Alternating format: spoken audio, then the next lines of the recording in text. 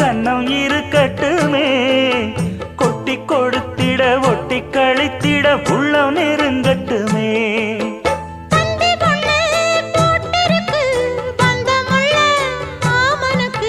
சிந்து கவி வந்திருக்கு சொந்தமுள்ள பூங்கொடிக்கு.